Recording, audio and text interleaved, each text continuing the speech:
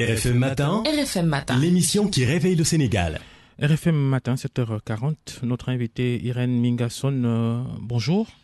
Bonjour, comment allez-vous? Ça va et vous? Vous êtes l'ambassadeur de l'Union européenne à Dakar, l'UE qui a décidé de soutenir le Sénégal dans la lutte contre le Covid-19 avec une enveloppe de 100 milliards de francs CFA, c'est cela? C'est ça, exactement. Bonjour encore une fois, merci de m'accueillir. Alors, quand l'Union européenne décide d'aider un pays comme le Sénégal avec cette enveloppe-là, est-ce que l'UE dit il faut mettre cet argent-là dans telle ou telle autre action? Alors d'abord, bien sûr, nous avons fait ici un signal important de partenariat, de solidarité vis-à-vis du Sénégal, comme d'ailleurs l'Union européenne le fait à l'échelle de tout le continent, avec un soutien qui vise à la fois à aider nos pays partenaires à traverser ce moment de crise sanitaire, mais aussi à aider à passer cette phase difficile où les conséquences sociales et économiques risquent de peser très fort et commencent déjà à peser très fort sur les populations. Alors nous, au Sénégal, ce que nous avons choisi de faire, c'est effectivement à travers un paquet d'assistance de 150 millions d'euros, ou comme vous l'avez dit, 100 milliards de francs CFA, de procéder pour la plus grande partie de cette assistance, c'est-à-dire pour 86 milliards de francs CFA, à travers ce que nous appelons l'aide budgétaire. C'est une modalité que nous employons dans le cadre de notre coopération au développement, on va dire, classique et très bien établie avec le Sénégal, parce que nous avons, entre l'Union européenne et le Sénégal, une relation de partenariat très ancienne. Et donc l'aide budgétaire, c'est une modalité extrêmement flexible, il faut dire basée sur la confiance et sur des garanties de bonne gestion financière avérées dans les pays avec qui nous pratiquons cette modalité-là, et qui donc permet de transférer directement du soutien au budget de l'État. Ça donne une grande flexibilité, une grande rapidité d'action au Sénégal, en espèces, qui pourra choisir de placer ce financement sur le fonds Force Covid-19, sur les priorités qu'il trouvera les plus urgentes. Mais nous sommes d'accord sur l'importance de cibler les aspects de préservation de l'emploi et de protéger les plus vulnérables. Donc la dimension économique, le chapitre économique, stabilité macroéconomique et financière et maintien du secteur privé et des emplois nous semble au gouvernement et à nous-mêmes comme vraiment la cible sur laquelle nous devrions essayer de travailler ensemble. Et donc, l'aide aux ménages vulnérables, les ménages à faible revenu, c'est pas une priorité pour vous? Si, bien sûr, tout est une priorité et ce que nous avons choisi de faire, encore une fois, à travers cette modalité-là, c'est de permettre au gouvernement une flexibilité sur la manière où il voudra utiliser cette contribution très particulière de l'Union européenne. Vous savez, l'Union européenne soutient ses partenaires à travers, et c'est aussi une spécificité européenne, à travers des dons. Donc ce ne sont pas des prêts, c'est de l'argent qui n'est pas remboursable, c'est de l'argent qui entre directement dans le budget de l'État, et ça permet aussi beaucoup de flexibilité sur la manière dont les autres entrées budgétaires sous forme de prêts peuvent être mobilisées. Le gouvernement utilisera, comme il le souhaite, cette partie du financement. Mais naturellement, de choisir de proposer de nous focaliser sur le maintien des emplois, c'est parce que sur d'autres domaines, il y a peut-être déjà des financements qui ont été mis en place. Ça ne dit en rien qu'une priorité est plus importante ou plus urgente que l'autre, mais il faut essayer de couvrir toutes. Et par ailleurs, je crois que c'est important de dire aussi que tout ce qui concerne le maintien des emplois, le soutien au secteur privé, au tissu économique, on inclut là-dedans aussi les toutes petites entreprises. Et le gouvernement l'a bien dit, il s'agit de soutenir à la fois le secteur économique dans sa composante formelle, mais aussi informelle. Donc il y a beaucoup de latitude et de possibilités de travailler à travers cet appui que nous apportons. Que répondez-vous, madame, à ceux qui estiment que ce n'est pas une enveloppe consistante par rapport aux besoins, en tout cas aux locaux au niveau du Sénégal? On sait quand même que le Covid-19 a impacté énormément de secteurs. On a vu les FMI qui a fait un peu plus. Vous, à votre niveau, vous pensez que 100 milliards, ça peut impacter un peu sur le chômage au Sénégal? Bon, sur un plan de résilience économique et sociale de 1000 milliards, une contribution de 100 milliards, ça n'est pas rien quand même. Hein. C'est quand même une très grosse enveloppe. Les États-Unis, un seul pays. Les États-Unis, un seul pays, ils ont donné plus de 2 milliards de francs CFA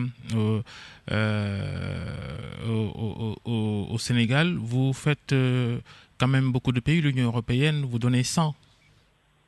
100 milliards, oui, absolument. Et ça, encore une fois, c'est bon. Alors 100 milliards sur 1000 milliards, quand même, ça n'est pas mal du tout. Et encore une fois, ce sont des dons.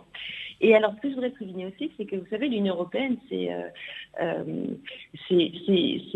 le groupe, c'est la capacité, la force de frappe de l'Union européenne à travers le budget de l'Union européenne, donc de l'institution et du groupe, encore une fois. Mais ce sont aussi les 27 États membres, 13 d'ailleurs, sont représentés ici au Sénégal. Donc voilà, 100 milliards, c'est déjà la première contribution de l'Union européenne, mais les États membres vont suivre. Donc il ne m'appartient pas de préannoncer ce que les pays individuellement vont apporter, mais je suis certaine que attendons quelques jours, quelques semaines, parce que tous ces arbitrages se font dans les capitales et vous verrez que le signal de la solidarité européenne, encore une fois, Union européenne et l'ensemble de ses États membres sera très très fort. L'Union européenne, c'est-à-dire encore une fois l'UE et ses 27 États membres, sont et de loin, et continuent à l'être, et le sont depuis longtemps, le premier donateur mondial en aide en développement. Et ce qu'il faut souligner, c'est que nous avons aussi évolué dans nos modalités de coopération pour permettre non seulement d'agir à travers des dons directement, à travers des projets ou avec les ressources que nous amenons au gouvernement des pays, mais nous avons aussi, et bien sûr avec l'accord de ces pays, de plus en plus travaillé avec le secteur financier, à commencer par les banques européennes de développement comme la BEI, la Banque européenne d'investissement, ce qui permet avec des dons de faire levier pour lever des fonds encore plus conséquents sous la forme de prêts qui, grâce à ce mixage entre des dons et des prêts, permet d'avoir une très grande surface financière. Pour l'opinion africaine, la meilleure façon d'aider les pays africains, c'est d'annuler totalement la dette publique africaine. Oui, c'est un grand débat. D'ailleurs, il faut quand même souligner que aussi au sein des opinions africaines, il y a des points de vue contrastés. Je suis admirative de la vitalité du débat autour de ces questions. Mais ce qui est certain, et l'Union européenne s'adjoint tout à fait avec ces arguments, c'est qu'aujourd'hui, pour traverser cette crise, il faut innover, il faut aller très loin dans la recherche de solutions qui vont changer la donne. Nous rencontrons une crise qui est sans précédent et il faut véritablement essayer d'explorer des solutions très différentes et très nouvelles. Et bien sûr, rééchelonnement de la dette, annulation de la dette, ou simplement moratoire de la dette, ce sont des modalités. Oui, justement. Et simplement pour terminer, l'Union européenne s'est très fortement associée au message qui a été envoyé par un groupe de leaders africains, dont le président Macky Sall, en faveur du moratoire sur le service de la dette. Justement, c'est un premier pas. Oui, sur ce service de la dette, oui. Oui. Sur ce service de la dette, c'est jusqu'à fin 2020. Faut-il aller jusqu'à 2021 comme le veulent généralement, comme le veulent la plupart des États africains? Vous savez, l'Union européenne, je vous le disais à l'instant, nous travaillons sous forme de dons. Nous ne faisons pas de prêts, donc on n'est pas forcément les mieux placés pour dire ce que les décisions des autres doivent être. En revanche, nous soutenons très fort, et le leadership européen à Bruxelles et ailleurs l'a dit, la recherche de solutions qui aillent le plus loin possible pour offrir un maximum de latitude à nos partenaires. Donc, comme je le disais, le moratoire et jusqu'à la fin de l'année, c'est un premier pas. Voyons ce qui suivra. Ce n'est pas facile. La question de l'annulation pure et simple de la dette, ça semble simple parce que la dette, en termes de montant comparé au montant de l'économie mondiale, c'est une paille. Ce n'est pas beau. C'est beaucoup et ce n'est pas beaucoup du tout. Mais ça n'est pas si simple que ça. Donc, encourageons ceux qui pensent et les voix qui se prononcent en faveur d'une approche ambitieuse et qui aille le plus loin possible pour aider nos partenaires.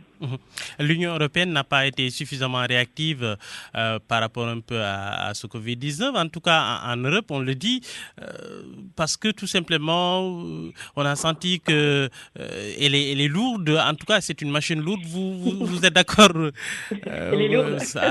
au sujet de ces critiques-là? Elle n'a pas fait grand-chose. En tout cas, elle n'a pas aidé. On a vu l'Italie, on a vu l'Espagne qui ont eu énormément de difficultés, peut-être même la France, pour faire face au Covid-19. Ça m'amuse que vous disiez que l'Union européenne est lourde, mais bon, peut-être. Hein. Écoutez, qu'est-ce qu'on peut dire sur ça? Cette crise a frappé tout le monde par surprise et au cœur de façon très très violente. Alors, c'est vrai, dans les tout premiers jours, les tout premiers temps, chacun, et c'est peut-être au-delà de la lourdeur psychologiquement compréhensible, s'est centré sur l'absence de coordination des pays européens dans la riposte. Non, mais regardez, encore une fois, ça a été les tout premiers jours et très vite la réaction de solidarité, de coordination, parce qu'il est tellement clair que cette pandémie ne peut pas se résoudre à l'échelle d'un seul pays. Ça a été compris très très vite. Donc le réflexe de solidarité est quand même revenu très vite. On a vu très vite des coopérations au niveau des médecins, des infirmières, des patients qui sont envoyés d'un pays à l'autre pour être soignés. On a vu très vite au niveau des Européens aussi qui se trouvaient en vacances un peu perdus, y compris en Afrique, des coopérations pour les ramener en Europe. On a vu très vite aussi des mesures qui ont été prises pour sauvegarder le tissu économique, les échanges, les emplois. Donc on a vu très rapidement quand même un réflexe fort de coordination. Et hier, vous l'avez peut-être vu, nous avons eu un Conseil européen virtuel par Webex ou par, je ne sais pas, visioconférence. D'ailleurs, pas la seule rencontre des dirigeants européens au cours des dernières semaines, qui ont su surmonter les divisions qui existent, et bien sûr sur les approches, sur la manière de résoudre non seulement cette crise, mais aussi l'après, mais qui ont réussi à se mettre d'accord sur un plan de relance extrêmement ambitieux qui mêlera des dons, qui mêlera des subventions, un consensus fort sur l'importance de travailler sur plus de convergence et plus de solidarité. Et ça, c'est très positif.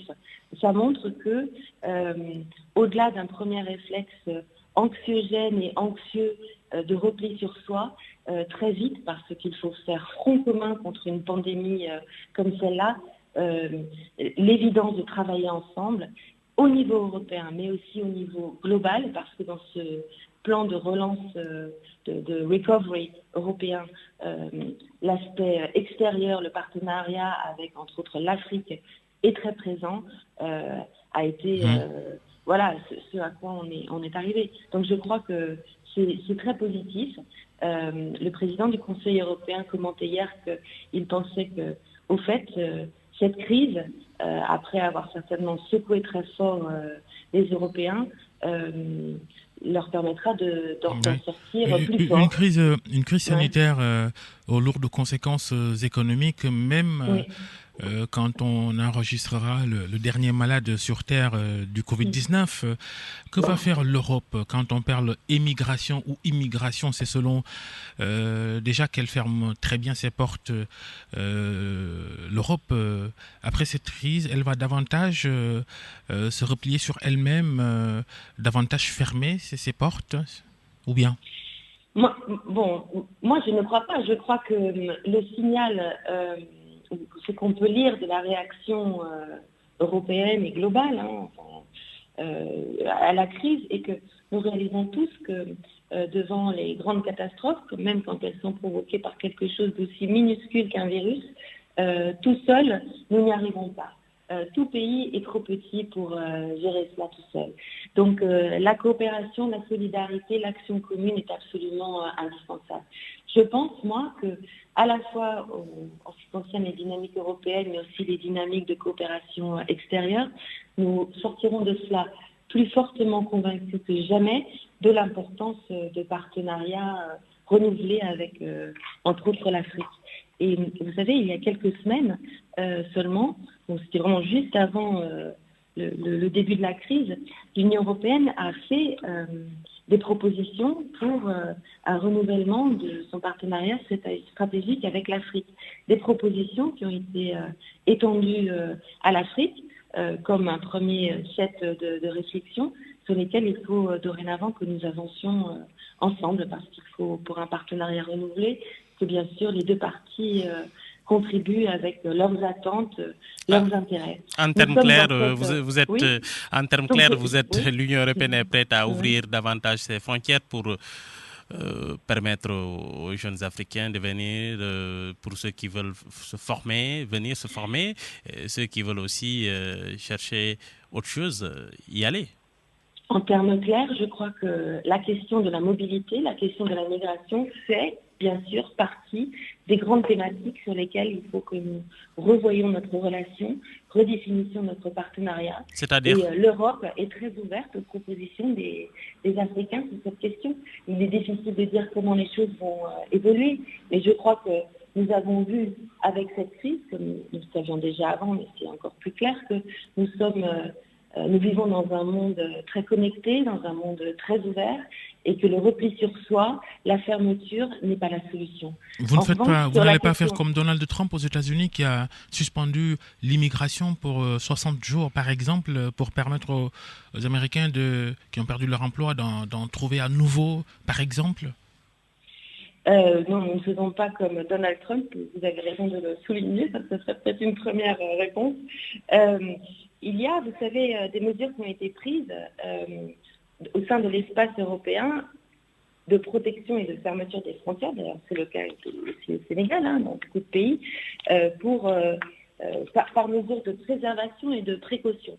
Très graduellement, la réouverture des frontières de l'espace Schengen va être entrepris.